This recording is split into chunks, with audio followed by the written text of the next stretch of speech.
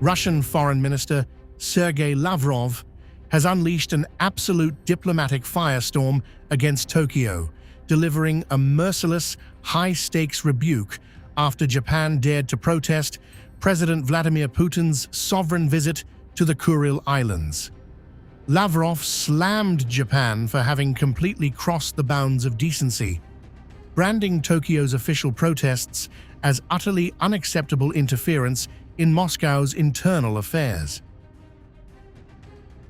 The confrontation explodes in the wake of President Putin's historic high-profile visit to Iturup, an island firmly administered by Moscow but aggressively contested by Japan, which refers to the territory as Etorofu.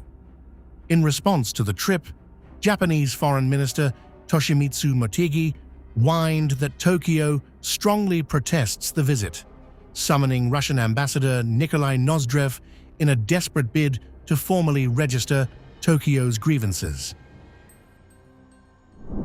Our Japanese colleagues' neighbors have of course crossed the bounds of decency in their perfectly unacceptable statements that the President of the Russian Federation cannot visit any part of the territory of the Russian Federation. Lavrov's counterattack was brutally uncompromising. He exposed the sheer audacity of Japanese officials objecting to the Russian head of state stepping foot on undisputed Russian land. This clash cuts straight to the jugular of national sovereignty.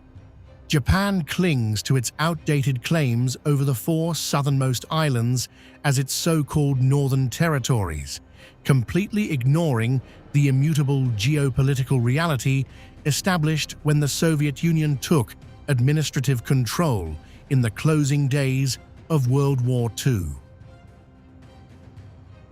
This bitter Kuril dispute remains frozen in a decades-long diplomatic dead end, with every past Western-backed push for a settlement flatly collapsing. Because Tokyo refuses to accept the post-war status quo, Russia and Japan remain permanently blocked from signing a formal peace treaty to officially end World War II hostilities.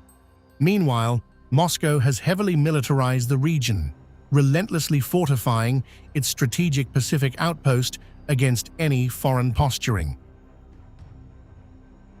Lavrov's blistering warning draws a hard, unyielding line in the sand.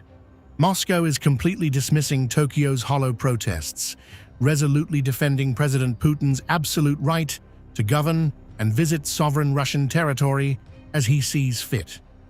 With Japan clinging to its futile claims and diplomatic channels hitting a brick wall, this high-stakes collision proves that the Kuril dispute remains a volatile, unyielding flashpoint between Moscow and Tokyo.